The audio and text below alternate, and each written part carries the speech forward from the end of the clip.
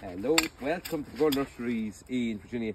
Now this time of the year you can see the weeds an awful lot better. They got an awful grip over the summer and we're dealing with them now. Particularly creeping buttercup there's an awful lot of.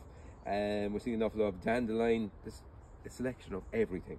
Now the tool we're using, excuse our old one here, this is the pull SPORK from the bit.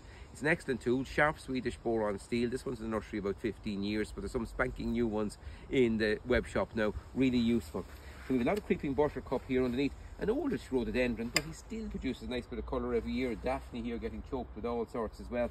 But getting under a creeping buttercup there, and it gets it out nice and cleanly like that, so you can get under them and get the area cleaned over. Now the wonderful thing about weeding at this time of the year, you're ahead for the spring.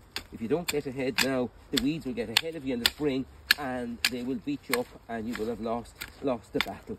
But definitely the pull SPORK from the vid, excellent tool to get an area cleaned over quickly, and a good tool will make you want to go to the garden. It really will.